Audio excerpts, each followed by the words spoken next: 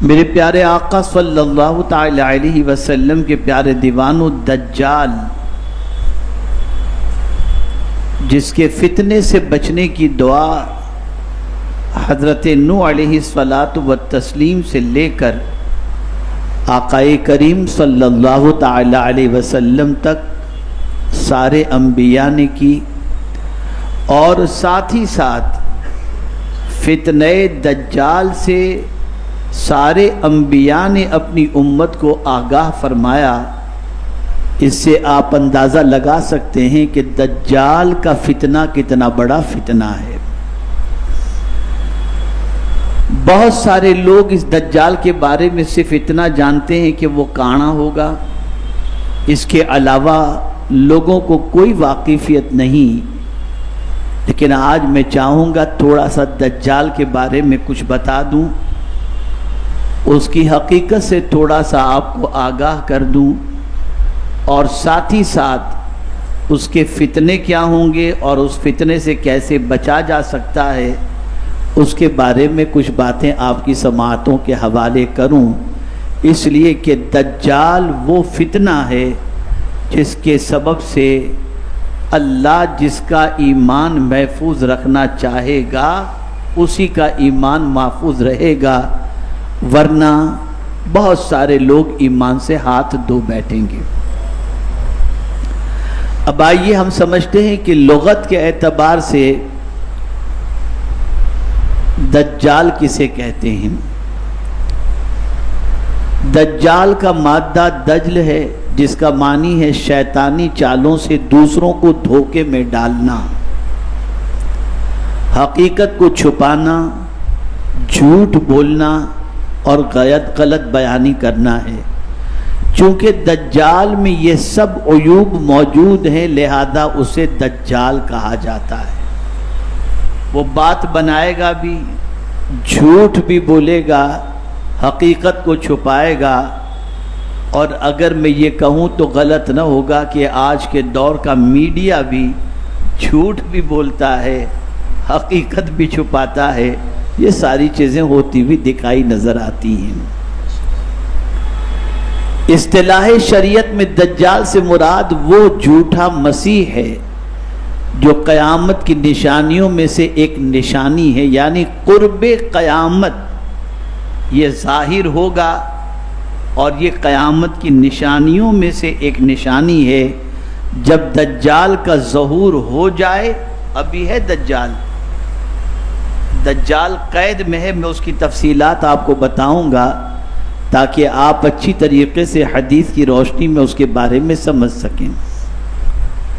میرے پیارے آقا صلی اللہ تعالی علیہ وسلم کے پیارے دیوانوں، تو دجال یہ قیامت کی نشانیوں میں سے ایک نشانی ہے، آخری زمانے میں ظاہر ہوگا، اور اس کے بعد وہ خدائی کا جھوٹا دعویٰ بھی کرے گا، لوگوں کو کہے گا معاذ اللہ کہ میں خدا ہوں، لیکن وہ اپنے خدا ہونے کے اعلان سے پہلے کچھ ایسی چیزیں بتائے گا اور ایسی چیزیں کر گزرے گا جسے دیکھ کر بہت کم ایمان والے ایسے ہوں گے جو اس کا انکار کریں گے اور ایمان پر ثابت قدم رہیں گے، ورنہ اس کی کرشمہ سازیوں کی بنیاد پر اور اس کی شعبدہ بازیوں کی بنیاد پر بہت سارے لوگ اس کو خدا ماننے کے لیے مجبور بھی ہو جائیں گے۔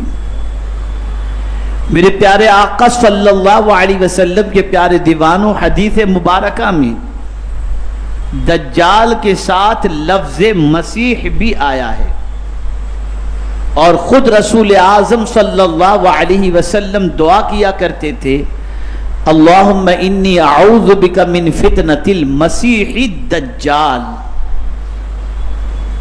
اب بہت ساروں کے ذہن میں یہ بات آئے گی کہ مسیح تو حضرت عیسیٰ علیہ السلام کا لقب ہے، تو یہ مسیح سے کیا مراد ہے؟ تو تھوڑا سا اس کو بھی سمجھ لیں۔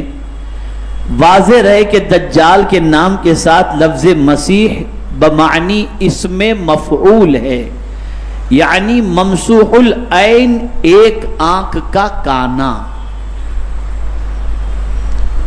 جبکہ حضرت سیدنا عیسیٰ روح اللہ علیہ السلام کا لقب مسیح بمعنی اسم فاعل ہے، یعنی برکت کے لیے چھونے والے اور چھو کر مردوں کو زندہ کرنے والے اور بیماروں کو اچھا کرنے والے، لہذا باہم کوئی تعارض نہیں۔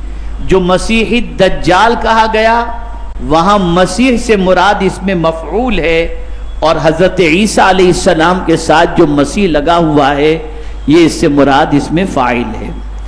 میرے پیارے آقا صلی اللہ علیہ وسلم کے پیارے دیوانوں، غیب دان نبی کی عظمت پر قربان جائیے کہ یہ فتنہ ظاہر ہوگا قیامت سے پہلے، لیکن خبر دے رہے ہیں مصطفیٰ جان رحمت صلی اللہ علیہ وسلم صدیوں پہلے خبر دے رہے ہیں۔ اور حیرت کی بات تو یہ ہے کہ علم غیب کا انکار کرنے والے بھی اس حدیث مبارکہ کو ماننے کے لیے تیار ہیں۔ اسی لیے کہنے والے نے کہا کہ پڑھاتے تو بخاری ہیں لیکن بخاری نہیں آتی۔ اب کہتے ہیں رسول اعظم صلی اللہ علیہ وسلم کو معاذ اللہ غیب کا علم نہیں تھا، اور پھر یہ کہتے ہوئے بھی نظر آتے ہیں کہ حضور صلی اللہ علیہ وسلم نے دجال کے حوالے سے قرب قیامت کے ظاہر ہونے کی پیشن گوئی فرمائی۔ جو رسول صدیوں کے بعد واقع ہونے والی چیزوں کی خبر دیتا ہو، اس خبر کو غیب کی خبر نہیں کہیں گے تو اور کون سی خبر کہیں گے؟ ہمارا عقیدہ ہے کہ حضور صلی اللہ علیہ وسلم کو اللہ عز و جل نے جتنا علم عطا فرمایا ہے، اس علم کے ذریعے آقا کریم صلی اللہ علیہ وسلم لوگوں کو باخبر کرتے ہیں۔ حضور کے پاس جو علم ہے وہ اللہ کی طرف سے عطا کردہ ہے، اور اللہ کے پاس جو علم ہے وہ اس کا ذاتی علم ہے۔ اب آئیے حضور صلی اللہ علیہ وسلم نے دجال کا حلیہ بتایا، اس کا فیس بتایا، وہ کیسا ہوگا۔ تو میرے پیارے آقا صلی اللہ علیہ وسلم کے پیارے دیوانوں، آقا کریم صلی اللہ علیہ وسلم نے فرمایا کہ دجال ایک نوجوان کافر مرد ہے، پست قد ناٹا ہوگا، عظیم الجثہ بہت موٹا، سرخ رنگت لال رنگ والا ہوگا، ایک آنکھ سے کانا ہوگا اور اس کے بال گھنگرولے ہوں گے۔ یہ رسول اعظم صلی اللہ علیہ وسلم نے نشاندہی فرمائی۔ میرے پیارے آقا صلی اللہ تعالی علیہ وسلم کے پیارے دیوانوں، ایک مقام پر حضرت عبداللہ ابن مسعود رضی اللہ تعالی عنہ سے مروی ہے کہ رسول اللہ صلی اللہ علیہ وسلم نے فرمایا، ان اللہ لا یخفی علیکم، ان اللہ لیس وَإِنَّ الْمَسِيحَ الدَّجَّالَ أَعْوَرُ الْعَيْنِ الْيُمْنَى كَأَنَّهُ عَيْنَهُ عِنَبَةٌ طَافِيَةٌ۔ اللہ تعالیٰ تم سے چھپا ہوا نہیں، اور اللہ عز و جل کانا نہیں۔ سرکار صلی اللہ علیہ وسلم یہ کیوں فرما رہے ہیں کہ اللہ عز و جل کانا نہیں؟ وجہ یہ ہے کہ جو خدائی کا دعویٰ کرنے والا دجال ہوگا وہ کانا ہوگا، تو میرا مولا تو وہ ہے جو ہر عیب سے پاک ہے، ہر عیب سے پاک۔ اور میں یہاں ایک بڑی پتے کی بات بتا دوں، عمومی طور پر چونکہ علماء بھی موجود ہیں، طلباء بھی موجود ہیں، یہ ان کے لیے بڑی عظیم انشاءاللہ العظیم بات ہوگی۔ بخاری شریف کی آخری حدیث سبحان اللہ و بحمدہ، ٹھیک ہے نا؟ کیا معنی ہوتا ہے؟ اللہ پاک ہے، پاک ہے اللہ۔ اب سوال یہ پیدا ہوتا ہے کہ اس کی پاکی ہم بیان کرتے ہیں تو وہ تو ہے ہی پاک، تو پھر پاکی بیان کرنے کی وجہ کیا ہے؟ تو فرمایا گیا اس کی پاکی اتنی بیان کرو کہ اس کی پاکی بیان کرتے کرتے تم خود بھی پاک ہو جاؤ۔ تو میرا مولا سبحان کے معنی ہوتا ہے ہر عیب سے پاک، ہر کمی سے پاک، ہر نقص سے پاک۔ اسی لیے جب پروردگار نے اپنے محبوب صلی اللہ علیہ وسلم کے سفر معراج کا تذکرہ شروع فرمایا تو اسی سے شروع فرمایا، سبحان الذی اسری بعبدہ، پاک ہے وہ ذات جس نے سیر کرائی اپنے بندے خاص کو۔ یہ سبحان سے ذکر شروع کرنے کی وجہ کیا ہے؟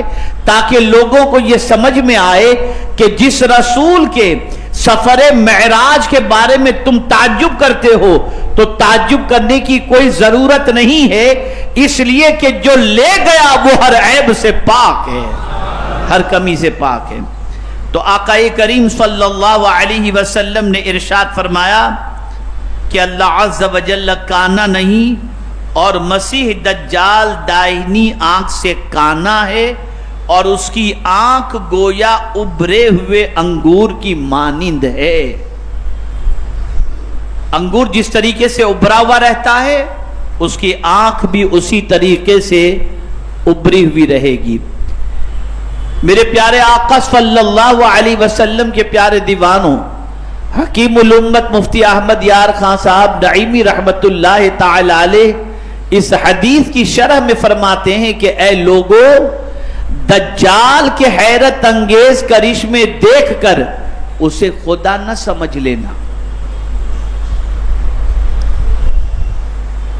اس کے بندہ ہونے کی دلیل اس کی اپنی کانی آنکھ ہے، وہ خدا نہیں ہے، بندہ ہے۔ اس کی دلیل یہ کہ اس کی ایک آنکھ کانی ہے اور وہ اپنے آپ کو شفا نہ دے سکے گا۔ دجال کی دائنی آنکھ کانی ہوگی اور اوپر انگور کی طرح ابھری ہوئی ہوگی، جو ہر شخص کو نظر آئے گی وہ اپنے اس عیب کو دور نہ کر سکے گا۔ جو اپنے عیب دور نہ کر سکے اور عیب والا ہو وہ خدا کیسے ہو سکتا ہے؟ جو ہر عیب سے پاک ہے وہ میرے مولا کی ذات بابرکت ہے۔ میرے پیارے آقا صلی اللہ تعالی علیہ وسلم کے پیارے دیوانوں، سمجھتے جائیں یہ وہ فتنہ ہے جس کی خبر حضرت نوح علیہ السلام سے لے کر میرے آقا صلی اللہ علیہ وسلم تک سب نے دی، سارے انبیاء نے۔ بہت بڑا فتنہ، اور اس فتنے سے اللہ جس کو بچائے وہی بچے گا۔ بہت بڑا فتنہ۔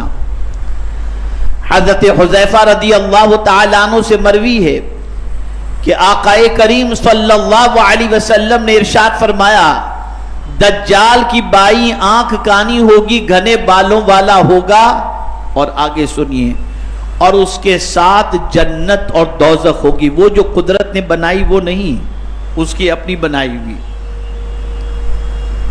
اور جسے وہ جنت کہے گا وہ در حقیقت دوزخ ہوگی، اور جسے وہ دوزخ کہے گا در حقیقت وہ جنت ہوگی۔ میرے پیارے آقا صلی اللہ تعالی علیہ وسلم کے پیارے دیوانوں، اب اتنی سی بات سمجھنے کے بعد دجال جسے جنت کہے گا وہ جہنم ہوگی، اور جسے جہنم کہے گا وہ جنت ہوگی۔ انشاءاللہ اس کو تفصیل کے ساتھ میں آگے عرض کرتا ہوں۔ اس وقت دجال کہاں ہے؟ دجال کا ٹھکانہ کہاں ہے اسے سماعت فرمائیں۔ ایک بار رسول اعظم صلی اللہ علیہ وسلم نے اپنے پیارے صحابہ کو نماز کے بعد اپنی اپنی جگہ بیٹھے رہنے کا حکم دیا، اور پھر ارشاد فرمایا، کیا تم جانتے ہو کہ میں نے تمہیں کیوں جمع کیا ہے؟ صحابہ کرام علیہم الرضوان نے عرض کیا، اللہ اور اس کے رسول بہتر جانتے ہیں۔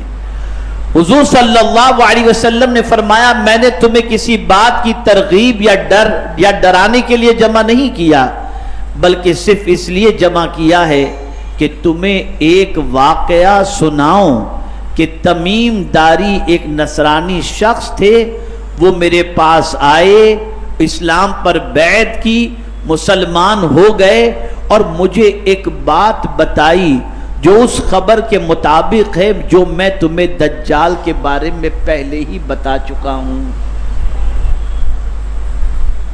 اب سنیے، حضرت تمیم داری نے رسول اعظم صلی اللہ علیہ وسلم کو کیا بتایا کہ آقا کریم صلی اللہ علیہ وسلم فرماتے ہیں کہ جو میں تمہیں دجال کے متعلق بتا چکا ہوں ان کی خبر اسی کے مطابق ہے۔ اب وہ کیا خبر ہے اسے سماعت فرمائے۔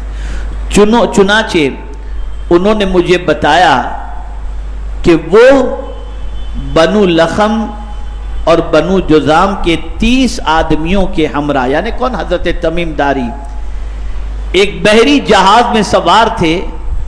انہیں 1 مہینے تک سمندر کی موجیں طوفان کے سبب دھکیلتی رہیں.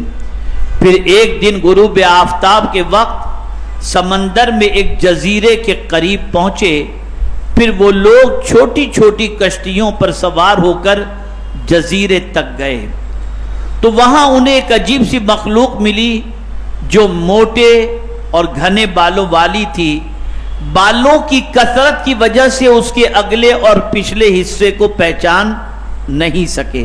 یہ حضرت تمیم داری فرماتے ہیں کہ وہ اپنے ساتھیوں کے ساتھ بحری جہاز میں، یعنی سمندر والے جہاز کے اندر، شپ کے اندر وہ جا رہے تھے تو سمندر کے اندر طوفان آیا. طوفان کی وجہ سے 1 مہینے تک ان کے جہاز کو سمندر کا طوفان دھکیلتا رہا، یہاں تک کہ ایک جزیرے پر وہ پہنچ گئے. اور جب وہ اس جزیرے پر پہنچے تو انہوں نے ایک مخلوق دیکھی، جس مخلوق کا وہ تذکرہ کرتے ہیں کہ وہ مخلوق ایسی تھی کہ گھنگرولے بال تھے اور ان بالوں کی وجہ سے ان کا اگلا اور پچھلا حصہ سمجھ میں نہیں آ رہا تھا.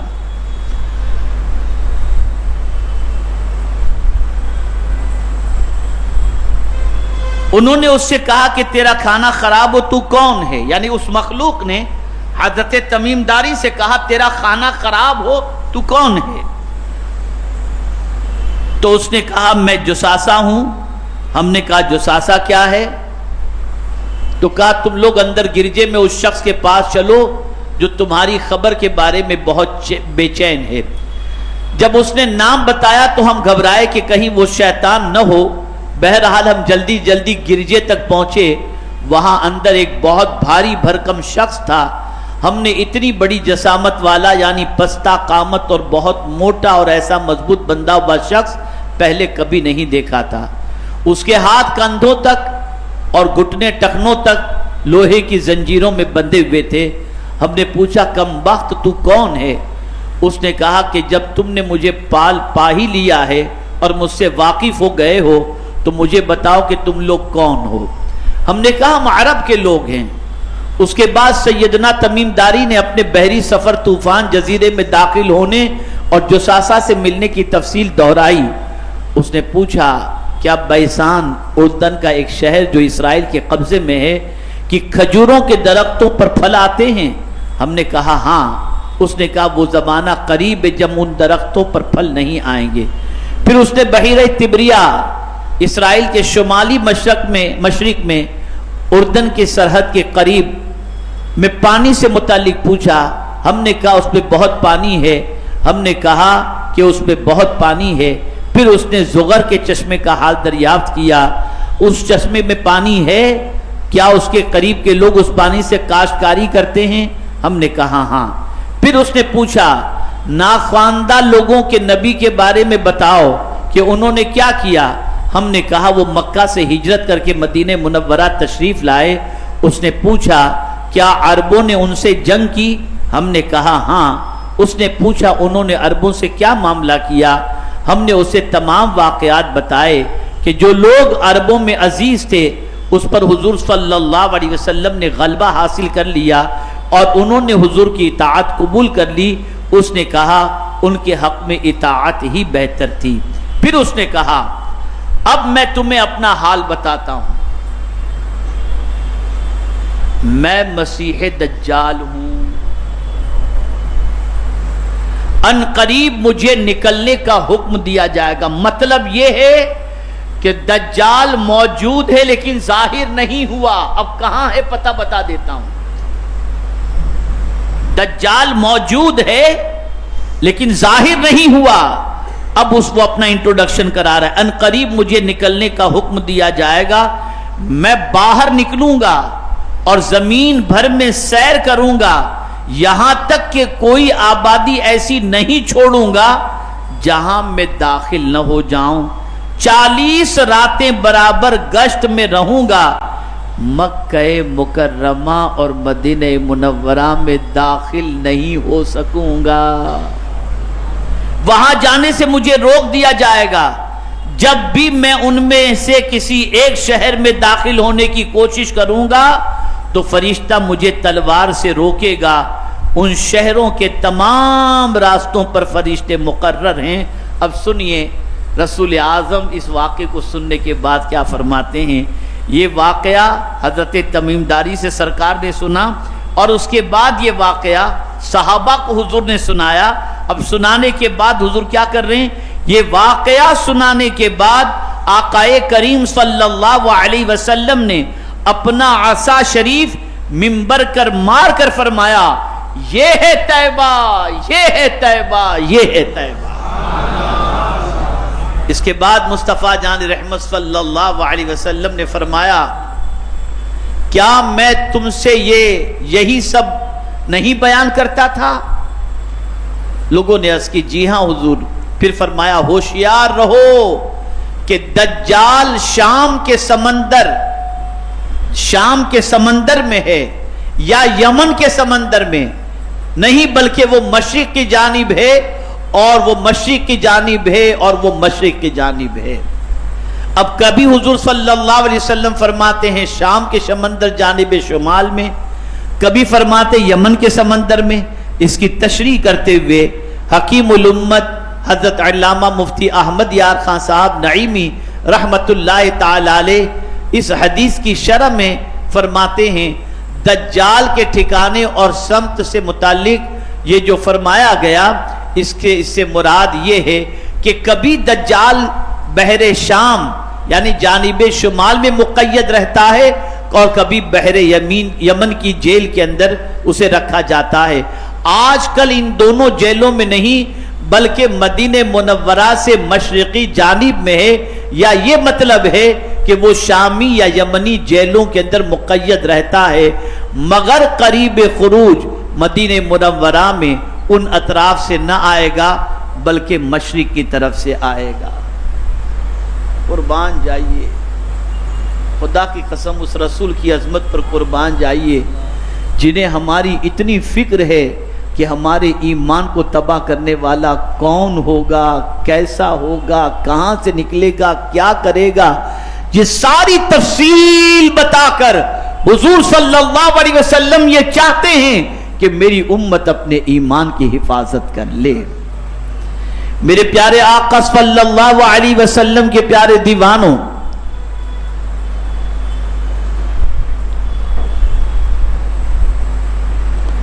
آقائے کریم صلی اللہ تعالی علیہ وسلم نے خروج دجال سے متعلق جو دنیا کی سچویشن ہے اس کے بارے میں حضور صلی اللہ علیہ وسلم نے فرمایا کہ اس کے نکلنے سے پہلے دجال سے دنیا کی حالت کیا ہوگی، کیا کیفیت ہوگی، اسے آقائے کریم صلی اللہ علیہ وسلم نے بیان فرمایا. اللہ اکبر، اللہ اکبر. رسول اعظم صلی اللہ علیہ وسلم نے ارشاد فرمایا کہ خروج دجال سے چند سال قبل دنیا میں دھوکہ، فریب اور جھوٹ عام ہو جائے. فاسق و فاجر لوگ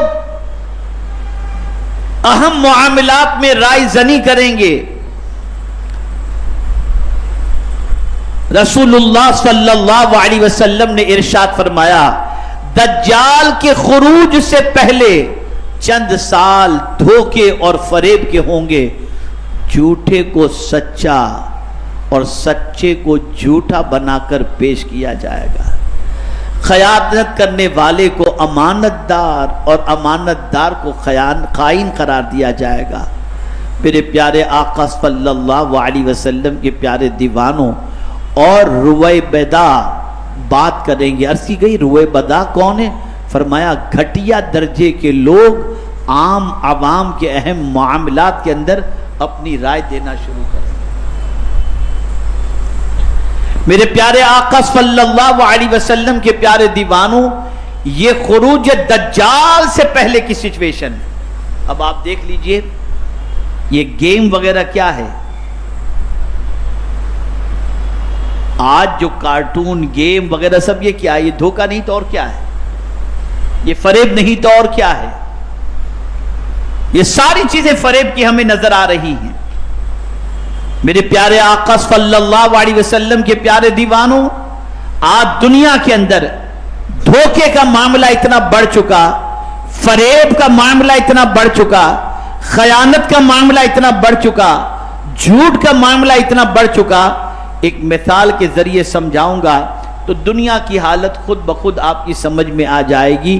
کسی آٹو رکشہ کے اندر اگر کوئی کروڑ پتی سفر کر رہا ہو، کسی سبب سے اس کی کار خراب ہو گئی یا کوئی گاڑی نہیں ملی اور اسے سفر کرنا تھا، کہیں پہنچنا تھا، وہ اپنے پیسوں کا بیگ لے کر کسی آٹو رکشہ میں سفر کرے اور سفر کرتے وقت اس نے اپنا بیگ وہاں پر رکھا اور اترتے وقت وہ بیگ اٹھانا بھول گیا، اور اس کے بعد آٹو رکشہ والے کو وہ بیگ ملا، اور بیگ جب ملا وہ بیگ لے جا کر کے اس نے پولیس تھانے میں جمع کروا دیا. تو بیگ کے اندر موجود رقم کو دیکھ کر پولیس والے بھی حیران ہو جائیں گے، اور پھر آپ جانتے ہیں دوسرے دن اخبار کے اندر یہ بات آ جائے گی اور نیوز چینل پر یہ بات آنی شروع ہو جائے گی. آج بھی ایسے ایسے ایماندار لوگ موجود ہیں. پتا چلا کہ اب دور ایسا ہو چکا ہے کہ سچے لوگوں کی دنیا میں بہت قلت ہو گئی،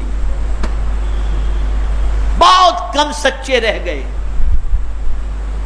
بہت کم سچے رہ گئے. یہ بھی علامات قیامت میں سے ایک علامت ہے. اور اسی کے ساتھ ساتھ اس سے یہ بات بھی سمجھ میں آ رہی ہے کہ ظہور دجال کا وقت بہت زیادہ قریب بھی نہیں تو بہت زیادہ دور بھی نہیں. میرے پیارے آقا صلی اللہ تعالی علیہ وسلم کے پیارے دیوانوں، اب دجال کا فتنہ کیا ہوگا؟ فتنے کے معنی ہوتا ہے آزمائش، امتحان. اب دجال کے ذریعے اللہ کس طریقے سے آزمائے گا اور دجال کے ذریعے کیا امتحان ہوگا؟ تو رسول گرامی وقار صلی اللہ علیہ وسلم نے فرمایا، یہ مشکات کی حدیث ہے کہ حضرت ابو ہریرہ رضی اللہ تعالیٰ عنہ بیان کرتے ہیں کہ رسول اللہ صلی اللہ علیہ وسلم نے فرمایا، سنو میں دجال کے متعلق تمہیں ایک بات بتاتا ہوں جو کسی نبی نے اپنی قوم کو بیان نہیں کیا. وہ کانا ہوگا، وہ آئے گا تو اس کے ساتھ جنت کے مثل ہوگی اور آگ کے مثل ہوگی. وہ جس کے متعلق یہ کہے گا کہ یہ جنت ہے تو وہ آگ ہوگی. اور میں تمہیں اس کے فتنے سے اسی طرح ڈراتا ہوں جس طرح سے نوح علیہ السلام نے اس کے متعلق اپنی قوم کو ڈرایا تھا. میرے پیارے آقا صلی اللہ تعالی علیہ وسلم کے پیارے دیوانوں، آقا کریم صلی اللہ علیہ وسلم نے فرمایا، بے شک دجال کا ظہور ہوگا اور اس کے ساتھ پانی اور آگ ہوگی. جسے لوگ پانی سمجھیں گے وہ آگ ہوگی، وہ جلائے گی، اور جسے لوگ آگ سمجھیں گے وہ ٹھنڈا شیریں پانی ہوگا. تم میں سے جو ایسی صورت دیکھے تو وہ اس چیز میں واقع ہو جسے وہ آگ سمجھتا ہو، کیونکہ وہ تو شیریں اور خوشگوار ہوگی. کیا مطلب؟ اگر ایسا دور آ جائے کہ تمہارے سامنے دجال کا خروج ہو جائے، وہ ظاہر ہو جائے، تو اگر کہے دجال کہ یہ پانی ہے تو سمجھ لینا یہ پانی نہیں، یہ آگ ہے. اور اگر دجال کسی چیز کے بارے میں کہے یہ آگ ہے تو سمجھ لینا کہ یہ آگ نہیں، یہ پانی ہے اور شیریں ہے، میٹھا ہے. تو دجال جس کو آگ کہے اس کو آگ مت سمجھنا، اور جس کو پانی کہے اس کو پانی نہ سمجھنا بلکہ الٹا سمجھنا. یہ حضور صلی اللہ علیہ وسلم ہمیں سبق سکھا رہے ہیں. میرے پیارے آقا صلی اللہ علیہ وسلم کے پیارے دیوانوں، اب دجال کے نکلتے وقت دنیا کی سچویشن کیا ہوگی؟ خروج دجال کے وقت سخت غذائی قلت اور قحط کا سامنا ہوگا. کھانے پینے کی چیز نہیں ملے گی، غذا کی اتنی قلت ہوگی جس کی کوئی انتہا نہیں، اور بارش بھی نہیں ہوگی، قحط ہوگا. تمام غذائی اجناس اور پانی کے دستیاب ذخائر دجال اور اس کے گروہ کے قبضے میں ہوں گے. یعنی جہاں سے پانی نکلتا ہے یہ بھی دجال کے کنٹرول میں، اسی طریقے سے اناج جہاں سے نکلتا ہے وہ بھی دجال کے کنٹرول میں. اب میں اس پہ کیا تبصرہ کروں؟ دجال کے چیلوں کے کام کا ظہور تو ہو چکا ہے، ہو چکا ہے. ساری ہول سیل مارکیٹ کے اندر آج دجال کے چیلوں ہی کا قبضہ آپ کو ملے گا الا ماشاءاللہ. تو غذا کی قلت ہوگی، پانی کی قلت ہوگی، قحط پڑے گا، اور یہ سب دجال اور اس کے چیلوں کے قبضے میں ہوگا. مسلمان پانی کے ایک ایک قطرے کے لیے ترسیں گے،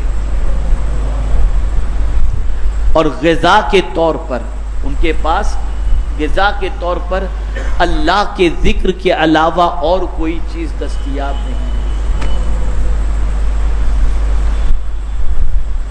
حضرت سیدہ عائشہ صدیقہ طیبہ طاہرہ رضی اللہ تعالیٰ عنہ سے مروی ہے کہ رسول اعظم صلی اللہ علیہ وسلم نے خروج دجال سے قبل پیش آنے والے شدائد کا ذکر فرمایا. غور سے سنیے گا، بہت غور سے سنیے گا. جب دجال کے ظہور ہونے سے پہلے ان تکلیف دہ چیزوں کا ذکر جب حضور صلی اللہ علیہ وسلم نے صحابہ سے فرمایا تو صحابہ کرام علیہم الرضوان نے عرض کیا، یا رسول اللہ صلی اللہ علیہ وسلم، اس دن کون سا مال بہترین ہوگا؟ قربان وہ جانتے تھے کہ مصطفیٰ جان رحمت صلی اللہ علیہ وسلم ہر پریشانی کا حل پیش کرنے کے لیے تشریف لائے ہیں. تو صحابہ کرام علیہم الرضوان نے عرض کیا اس دن کون سا مال بہترین ہوگا؟ تو حضور صلی اللہ علیہ وسلم نے ارشاد فرمایا، وہ طاقتور غلام، خادم یا ملازم جو اپنے گھر والوں یعنی مالک کو پانی لا کر پلا سکے، جبکہ کھانا تو ہوگا ہی نہیں. صحابہ کرام علیہم الرضوان نے عرض کی کہ پھر اہل ایمان مومنین کی غذا کیا ہوگی؟ کھانا تو ہے ہی نہیں. اور پانی کہیں سے آپ کے پاس کوئی ایسا نوکر ہو جو طاقتور ہو، ایسا خادم ہو، تو وہ کہیں سے پانی ڈھونڈ کر یا زمین سے کھود کر نکال کر تھوڑا سا پلا دے. غذا تو ہوگی ہی نہیں، کھانے کا کچھ بھی نہیں ہوگا. اتنا قحط پڑے گا، ایسی سچویشن ہوگی. تو صحابہ کرام علیہم الرضوان نے حضور صلی اللہ علیہ وسلم سے عرض کیا کہ مومنین کے لیے جب قطرے قطرے کے لیے ترسنے والی پوزیشن ہو جائے گی اور غذا کی قلت ہوگی تو اس وقت مومنین کی خوراک کیا ہوگی، کیا غذا ہوگی جس کی وجہ سے مومنین جی سکیں؟ 4 چیزوں کا ذکر فرمایا. کتنی چیزوں کا؟ وہ 4 چیزیں کون سی ہیں؟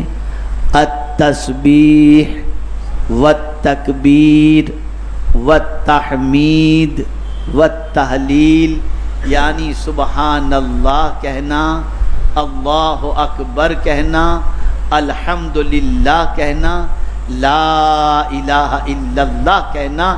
یہ اس وقت مومن کی غذا ہوگی، یہ مومن کی غذا ہوگی.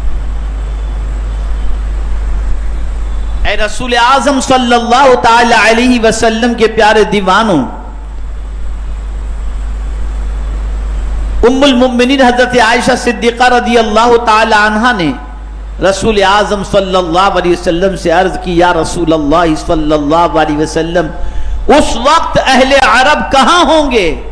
فرمایا العرب یومئذ قلیل، یعنی اس وقت اہل عرب تعداد میں بہت تھوڑے ہوں گے. میرے پیارے آقا صلی اللہ تعالی علیہ وسلم کے پیارے دیوانوں، اب آئیے وہ 3 ایسی علامات قیامت جس کے ظاہر ہو جانے کے بعد ایمان لانا قابل قبول نہیں ہوگا، اس کی بھی نشاندہی رسول اعظم صلی اللہ علیہ وسلم نے فرمائی. یہ بھی مشکات کی حدیث ہے.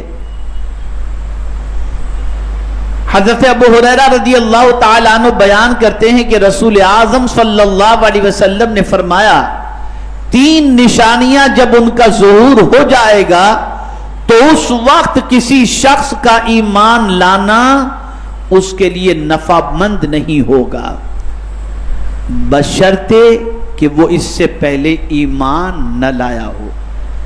یعنی ایمان والا ہے تو بات جدا ہے، لیکن اگر ایمان والا نہیں ہے اور یہ تین چیزوں کا ظہور ہو جائے اس کے بعد وہ ایمان لانا چاہے تو اس کا ایمان معتبر نہ ہوگا. میرے پیارے آقا صلی اللہ تعالی علیہ وسلم کے پیارے دیوانوں، وہ تین چیزیں کون سی ہیں؟ پہلی علامت جو قیامت کی ہے، حضور نے فرمایا سورج کا مغرب سے طلوع ہونا. ابھی مشرق سے سورج نکلتا ہے، مغرب میں غروب ہوتا ہے، لیکن قیامت کی علامت میں سے ایک علامت یہ ہے کہ مشرق کی بجائے سورج مغرب سے نکلے گا. جب یہ علامت ظاہر ہو جائے اس کے بعد کوئی ایمان لانا چاہے اس کا ایمان قبول نہیں ہوگا. دوسری علامت دجال. اس کے ظہور کے بعد اگر کوئی ایمان لانا چاہے تو اس کا ایمان قبول نہیں ہوگا. اور دابۃ الارض کا نکلنا اس کے بعد بھی میرے پیارے آقا صلی اللہ علیہ وسلم کے پیارے دیوانوں ایمان لانا قبول نہیں ہوگا. اب دجال کتنے دن تک رہے گا اور اس کا پاور کیا کیا ہوگا، ذرا یہ بھی سماعت فرما لیں. آج اسی پر جو ہے میں اپنی گفتگو کو جاری رکھتے ہوئے آج صلاۃ و سلام ہی پر اکتفا کر لیں گے انشاءاللہ. حضرت عمران ابن حسین رضی اللہ تعالیٰ عنہ بیان کرتے ہیں کہ میں نے رسول اللہ صلی اللہ علیہ وسلم کو فرماتے ہوئے سنا آدم علیہ السلام کی تخلیق اور قیامت کے درمیان دجال سے بڑھ کر کوئی فتنہ نہیں. زمانے دجال کے حالات بیان کرتے ہوئے کہ وہ کتنے دن تک رہے گا، اور اس کا دن بھی آپ ذرا سنیں گے تو آپ کی عقل دنگ رہ جائے گی.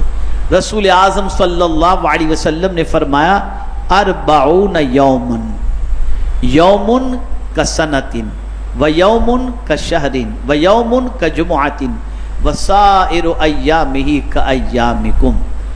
آقا کریم صلی اللہ علیہ وسلم نے فرمایا دجال کا قیام 40 دن ہوگا، ان میں پہلا دن سال بھر کا ہوگا، یعنی سال بھر کے برابر. دوسرا دن مہینے بھر کے برابر، تیسرا دن ہفتے بھر کے برابر، جبکہ باقی تمام ایام عام دنوں کی طرح یعنی 24 گھنٹوں کے ہوں گے. خدا کی قسم جب پڑھتا ہوں تو میرے آقا کی عظمت پر قربان ہونے کو جی چاہتا ہے. کیا کیا حضور نے ہمیں بتا دیا ہے، کیا کیا بتا دیا ہے. اگر حضور نہ بتاتے تو کہاں سے ان سب فتنوں کا پتہ چلتا. مسلمانوں ہوش کے ناخون لو اور اپنے آقا سے اپنے رشتے کو مضبوط کرو. کتنا احسان ہے، ہر تکلیف کا علاج بھی بتا دیا اور آنے والی تکلیفوں کا ذکر پہلے سے کر کے ان تکلیفوں کے علاج کی طرف آمادہ بھی ہمیں فرما دیا. میرے پیارے آقا صلی اللہ علیہ وسلم نے فرمایا جب سے اللہ تعالیٰ نے آدم علیہ السلام کی اولاد کو زمین میں آباد کیا یقیناً کوئی فتنہ دجال کے فتنے سے زیادہ شدید نہیں ہوا. آزمائشیں ہوتی رہی آدم علیہ السلام کی ولادت سے لے کر آج تک، لیکن اولاد آدم کے اندر سب سے بڑی آزمائش کی اگر کوئی چیز ہے تو وہ دجال ہے. میرے پیارے آقا صلی اللہ علیہ وسلم ارشاد فرماتے ہیں ایک باغ اور ایک آگ اس کے ہمراہ ہوگی، جو جہنم دکھائی دے وہ آرام کی جگہ ہوگی اور جو دیکھنے میں جنت معلوم ہوگی وہ حقیقتاً آگ ہوگی.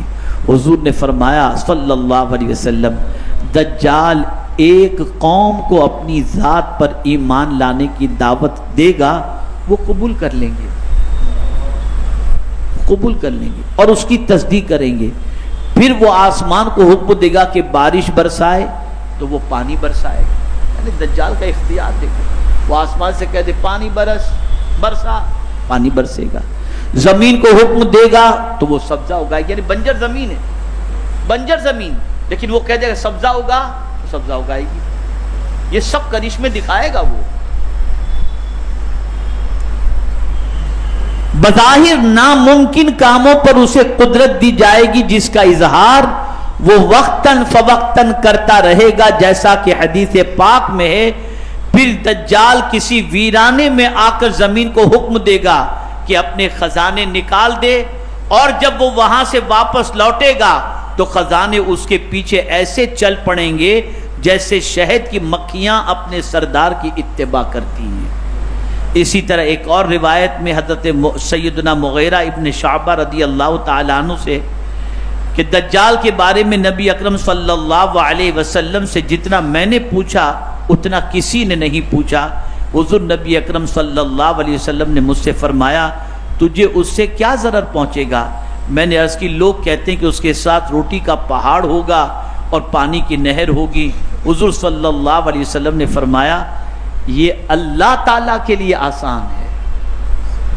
شارح بخاری حضرت علامہ مفتی شریف اللہ قمجدی علیہ رحمت و رضوان اس حدیث کی شرح میں فرماتے ہیں دجال اصل میں اللہ کی طرف سے ایک آزمائش ہے۔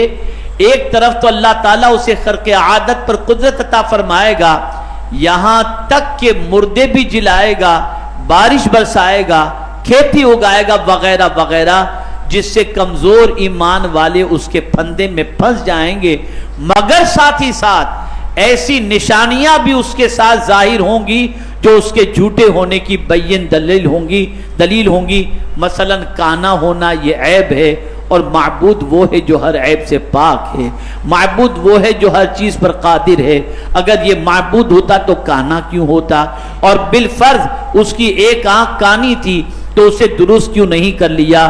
نیز اس کی پیشانی پر کافارا لکھا ہوا ہوگا، اگر وہ معبود ہوتا تو اسے مٹا کیوں نہیں دیا؟ میرے پیارے آقا صلی اللہ علیہ وسلم کے پیارے دیوانوں، ایک مومن کی ثابت قدمی کے حوالے سے دجال سے متعلق ایک بہت تفصیل مسلم شریف مشکات کی ایک حدیث مبارکہ موجود ہے، جسے میں سمجھتا ہوں کہ اتنا وقت نہیں کہ میں اس کی تفصیل آپ کے سامنے عرض کر سکوں۔ میرے پیارے آقا صلی اللہ علیہ وسلم کے پیارے دیوانوں، اب یاد رکھیں قیامت سے پہلے اس کا ظاہر ہونا یقینی ہے، اور بھی بہت ساری تفصیلات ہیں، اور آخر کے اندر میرے پیارے آقا صلی اللہ علیہ وسلم کے پیارے دیوانوں جنگ ہوگی، اور جنگ کے اندر حضرت سیدنا عیسیٰ علیہ السلام دجال کو قتل کر دیں گے، ان کے نیزے سے دجال مارا جائے گا۔ میرے پیارے آقا صلی اللہ علیہ وسلم کے پیارے دیوانوں، اب دجال کے فتنے سے کیسے بچا جائے؟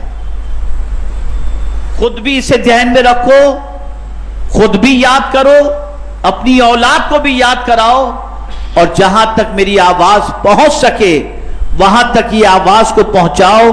فرمایا گیا جو شخص دجال کے فتنے سے بچنا چاہتا ہے وہ سورہ کہف کی شروع کی 10 آیتوں کو یاد کر لے، اللہ تعالیٰ اسے دجال کے فتنے سے محفوظ رکھے۔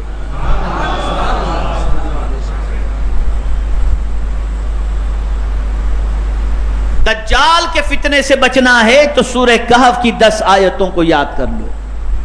اور میں سمجھتا ہوں بڑا دجال ہو یا چھوٹا دجال ہو، جب بڑے دجال سے بچنے کے لیے سورہ کہف کی 10 آیتیں کافی ہیں، تو جتنے آج کے دور کے سوشل میڈیا کے چھوٹے چھوٹے دجال کے چیلے ہیں، اس کے فتنے سے بھی بچنے کے لیے یہ آیتیں آپ کے لیے کافی ہو سکتی ہیں۔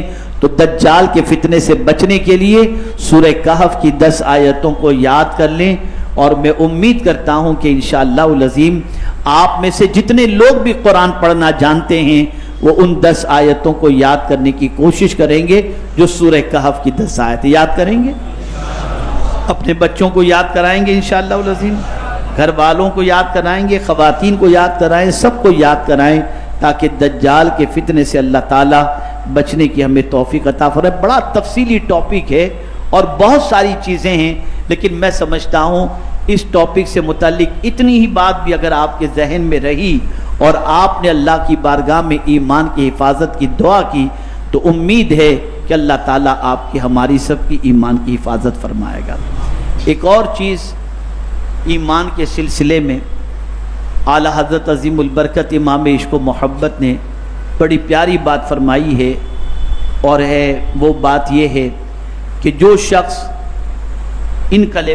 اس کلمے کو پڑھ لے، بلکہ اس کو پڑھنے کا عادی بنے، امید ہے کہ اللہ تعالیٰ کل بروز قیامت اسے اس کا ایمان والوں کے ساتھ حشر فرمائے اور اس کا خاتمہ ایمان پر ہو، اور وہ ہے رضیت باللہ ربا وبالاسلام دینا وبمحمد نبی ورسولا۔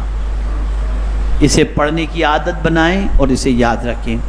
آخری بات عرض کر دوں، 20 تاریخ تھوڑی دیر کے بعد لگے گی، اور انگریزی سال کے اعتبار سے 20 اپریل میرے آقا صلی اللہ علیہ وسلم کا یوم ولادت ہے، انگریزی سال کے اعتبار سے۔ تو 20 اپریل کو یوم درود کی حیثیت سے پوری دنیا میں منانے کی کوشش کی جاتی ہے، منایا جاتا ہے جہاں تک بھی ممکن ہوتا ہے۔ آپ بھی کل کا دن، آج کی رات کثرت سے میرے آقا صلی اللہ علیہ وسلم کی بارگاہ میں تحفہ درود و سلام پیش کریں، اور آقا کریم صلی اللہ علیہ وسلم کی بارگاہ میں درود و سلام کا نذرانہ پیش کر کے میرے آقا صلی اللہ علیہ وسلم کی میلاد پاک کی خوشی انگریزی سال اور مہینے اور تاریخ کے اعتبار سے بھی منانے کی کوشش کریں۔ ویسے تو ہر دن حضور کی میلاد منانا چاہیے، بلکہ میں آپ کو بتاؤں، جب کوئی پریشانی آئے حضور کی میلاد کی محفل منعقد کر لو۔ جہاں ذکر رسول ہوتا ہے وہاں رحمتوں کا نزول ہوتا ہے۔ حضور کا ذکر اس کی عادت بنائے صلی اللہ علیہ وسلم، کثرت سے درود شریف۔ بلکہ ایک عمل بتا دوں، آپ نے کل پڑھنا ہے، آج رات پڑھنا ہے، کثرت سے درود شریف تو پڑھیں، کل درود ڈے ہے۔ لیکن جمعہ کے حوالے سے بتاؤں، جو شخص جمعہ کے دن 100 مرتبہ درود پڑھے، اللہ تعالیٰ اس کے چہرے کو قیامت کے دن چمکا دے گا، چمکا منور و مجلہ کر دے گا۔ تو درود شریف کو اپنی عادت بنائیں، اور اللہ عز و جل کی بارگاہ میں فتنہ دجال سے بچنے کے لیے دعا بھی کریں۔ اللہ تعالیٰ آقا کریم صلی اللہ علیہ وسلم کے صدقہ و طفیل مجھے، آپ کو، سب کو اللہ اور اس کے رسول جل جلالہ و صلی اللہ علیہ وسلم کے ارشادات پر عمل کی توفیق نصیب فرمائے۔ وما علینا الا البلاغ المبین۔ میں اپنے سیٹرڈے کے کئی پروگرام ادھر ادھر کے جو تھے، میں نے اس کو سب کو ابھی تھوڑا سا آگے بڑھا دیا، ادھر ادھر کر دیا۔ وجہ سب سے بڑی یہ ہے کہ میں یہ چاہتا ہوں کہ آپ سب سنیچر کو اجتماع میں تشریف لائیں، بڑی تعداد میں تشریف لائیں، اور اپنے ایمان کی حفاظت کا انتظام کریں۔